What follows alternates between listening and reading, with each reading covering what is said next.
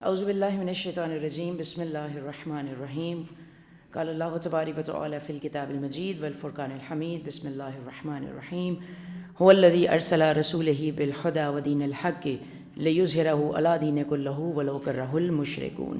تمام تعریفیں پروردگار عالم کے لیے کہ جو پتھر کے اندر کیڑے کو رزق پہنچانے والا ہے، اس پروردگار عالم کے لیے تعریفیں کہ گننے والے جس کی نعمتوں کو شمار نہیں کر سکتے، حمد کرنے والے جس کی حمد نہیں کر سکتے، اور درود و سلام ہو محمد و آل محمد صلی اللہ علیہ وآلہ وسلم پر جو وجہ تخلیق کائنات ہیں۔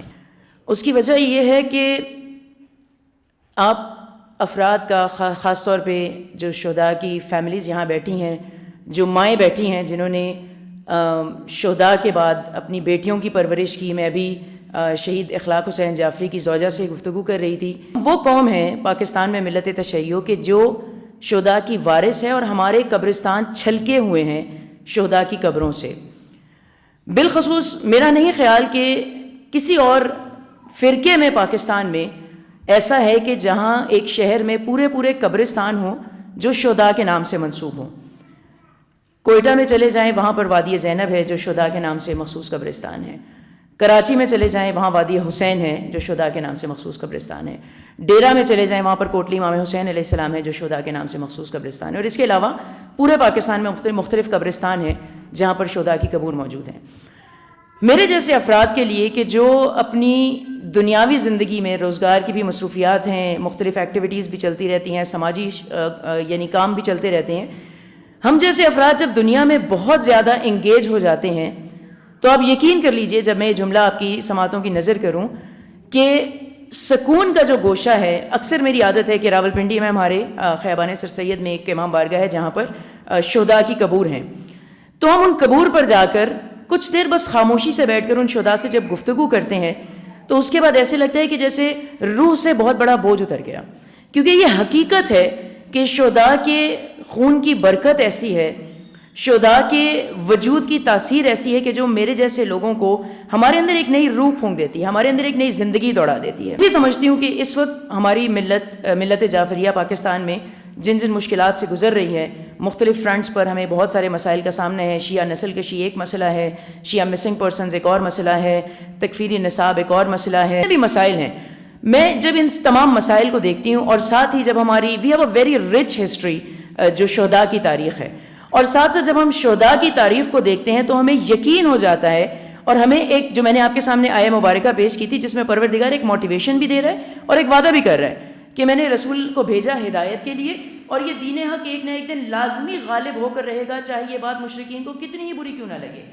مختلف مسائل کے باوجود جب ہم اپنے شہداء کی طرف دیکھتے ہیں تو ہمارے دل کو اس بات کا یقین ہو جاتا ہے، اس بات کی ڈھارس ہو جاتی ہے کہ پاکستان میں انشاءاللہ نہ عزاداری کو کوئی نقصان پہنچا سکتا ہے، نہ ملت تشیع کو کوئی نقصان پہنچا سکتا ہے، نہ کوئی ہمیں دیوار سے لگا سکتا ہے، کیونکہ پاکستان میں شیعہ کوئی معمولی قوم نہیں ہے، بلکہ وہ قوم ہے جن کی جڑوں میں شہید کے خون کی آبیاری موجود ہے، کیونکہ جن کو پروان چڑھایا، جن کو زندہ کیا۔ مجھے یاد ہے کہ 2013 میں جب کوئٹہ میں علمدار روڈ پر ایک بہت بڑا سانحہ ہوا تھا، اور اس کے بعد پوری قوم ایک دفعہ پھر سے یکجا ہو گئی تھی۔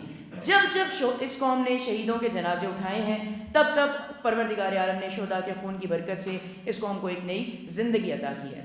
گفتگو کو میں سمیٹ رہی ہوں اور بس دو اور باتیں آپ کے سامنے پیش کرنا چاہوں گی۔ ہمارا تعلق اس قوم سے ہے، ابھی میں بیٹھی ہوئی یہاں پر سوچ رہی تھی کہ we are a lucky nation الحمدللہ، کہ ہمارے پاس ایسی مثالیں موجود ہیں کہ چھوٹے چھوٹے جملوں میں ایک نئی زندگی دوڑ جاتی ہے پورے وجود کے اندر۔ میرے ذہن میں آ رہا تھا جناب علی اکبر علیہ السلام کا مکالمہ سید الشہداء سے، کہ انہوں نے پوچھا کہ بابا ہم حق پر ہیں، یعنی جس کا مفہوم یہ ہے، تو سید الشہداء علیہ السلام نے کہا بیٹا ہم حق پر ہیں۔ تو جناب علی اکبر نے جواب دیا کہ بابا تو پھر کیا پرواہ کہ ہم موت پر جا گریں یا موت ہم پر آ پڑے۔ پھر اس کے بعد ہمیں یہی اسپرٹ نظر آتی ہے شب عاشور، جب جناب قاسم ابن حسن علیہ السلام سید الشہداء علیہ السلام سے گفتگو کر رہے ہیں، اور مولا پوچھتے ہیں بیٹا آپ کے لیے موت کیسی ہے؟ تو وہ جواب دیتے ہیں کہ موت میرے لیے شہد سے زیادہ شیریں ہے۔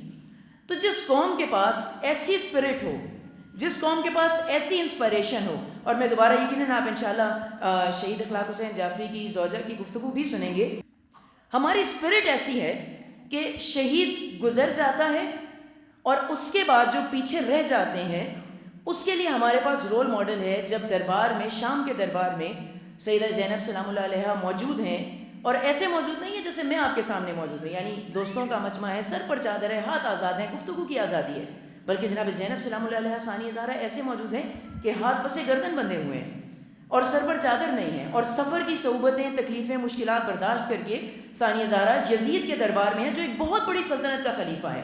اور یزید سمجھ رہا ہے کہ اتنی شہادتوں کے بعد، اتنی صعوبتوں کے بعد، اتنی مشکلات کے بعد، اتنی پریشانیوں کے بعد شاید بی بی کا مورال ڈاؤن ہو گیا ہو، شاید بی بی کا جذبہ کم ہو گیا ہو. لیکن جو جواب جناب زینب سلام اللہ علیہا نے یزید کے خطبے کے بعد دیا تھا، وہی اسپرٹ میں نے یہاں پر جو خواتین بیٹھی ہیں ان سے گفتگو کے دوران محسوس کی. جب یزید نے کہا کہ دیکھا خدا نے تمہیں کیسا ذلیل و رسوا کیا، تو جناب زینب سلام اللہ علیہ نے کیا جواب دیا؟ ما رایا الا Jamila, I have seen nothing but beauty. میں نے سوائے خوبصورتی کے اور کچھ نہیں دیکھا. اور یہی اسپرٹ ہے ہمارے پاس. مردوں کے لیے، جوانوں کے لیے ایگزامپلز موجود ہیں، جناب علی اکبر جیسی، جناب قاسم جیسی، سید الشہداء جیسی، امیر المومنین جیسی.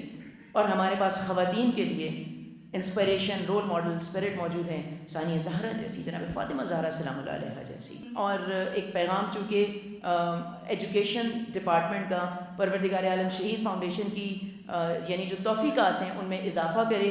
جو 5 شعبے ہیں پروردگار ہر شعبے کو، اور 5 بہت ہی اہم شعبہ جات ہیں. میڈیا کا شعبہ بہت ہے، ایجوکیشن کا شعبہ بہت اہم ہے.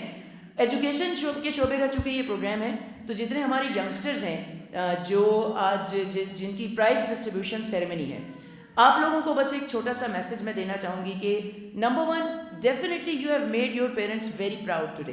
آپ اگر کسی شہید کے، آپ جس شہید کے بیٹے ہیں، یقین کر لیں کہ آج آپ کے والد، آپ کے بھائی، جس بھی شہید کو ریپرزینٹ کرنے آپ یہاں موجود ہیں، وہ آج کی اس محفل میں موجود ہوں گے اور وہ آپ پر فخر محسوس کرتے ہوں گے. اور دوسری بات جو ایک پیغام کے طور پر اپنے ساتھ لے جائیے گا، ایک درخواست کے طور پر، اگر آپ نے ابھی میٹرک کا امتحان پاس کیا، look for a higher goal. آپ نے اگر بیچلرس کیا ہے، look for even a higher goal. آپ نے اگر ماسٹرز کا کچھ پاس کیا ہے، اس سے بھی آگے کی جستجو کریں.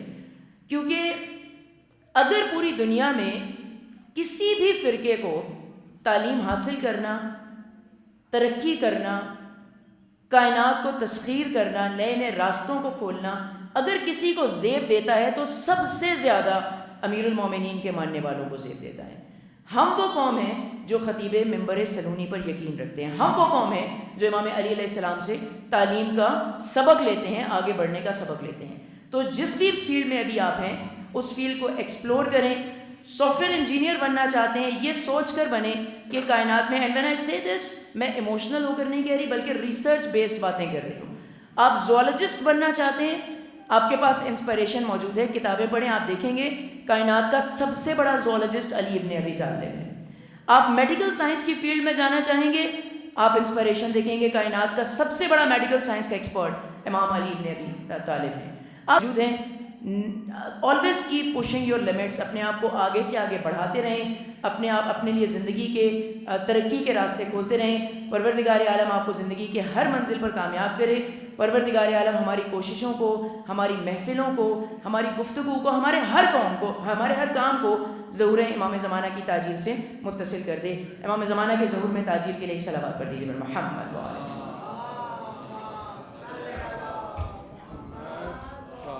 محمد.